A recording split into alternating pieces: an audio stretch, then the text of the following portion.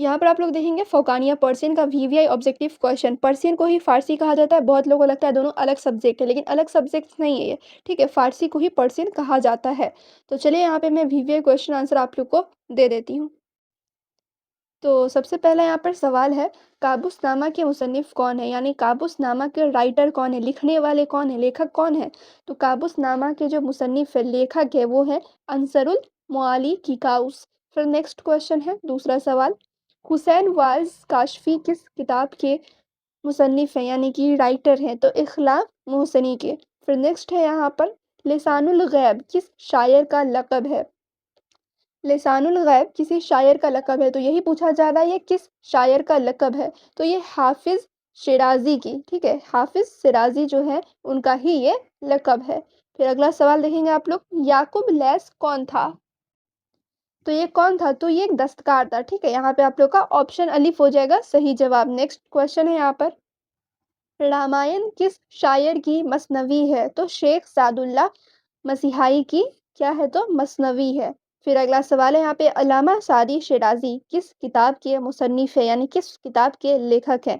तो गुलिस्तान व बुस्तान के लेखक हैं, यानी मुसन्निफ़ है। अगला सवाल है, नेक बख्त कैसा होता था?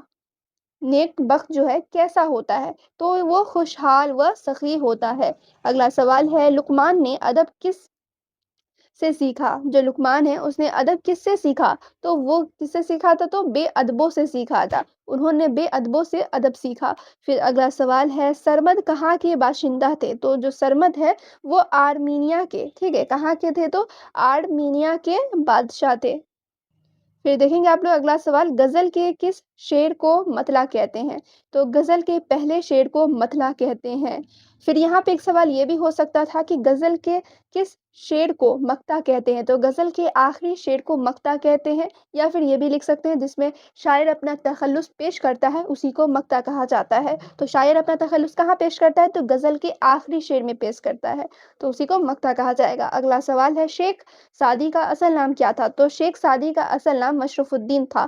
फिर यहाँ पे इनकी पैदाइश से भी क्वेश्चन पूछी जा सकती है। तो यहाँ पे आप लोगों ने जितने क्वेश्चंस देखे, ज़्यादा क्वेश्चंस मुसन्निफ़ यानी राइटर के बारे में पूछे गए थे, और उसी से रिलेटेड आप लोग एग्ज़ामिनेशन में भी पूछे जाएँगे। चैप्टर से रिलेटेड, चैप्टर को किसने लिखा, ये सब पूछे जाएँगे। तो ये थे कुछ इंपॉर्टेंट क्वेश्चन फ़ारसी के। मैं उम्मीद करती हूँ आप लोगों को समझ में आ गए होंगे। इसका पीडीएफ टेलीग्राम चैनल पर मिल जाएगा, और टेलीग्राम चैनल का लिंक डिस्क्रिप्शन में मैं दे दूँगी, वहाँ से जाके आप लोग ज्वाइन कर लेना। और भी अगर आप लोग को ऑब्जेक्टिव क्वेश्चन चाहिए पर्सन के, तो आप लोग SN Education Classes.in इस वेबसाइट पर विज़िट करके ले सकते हैं। लिंक डिस्क्रिप्शन में मैं दे दूँगी।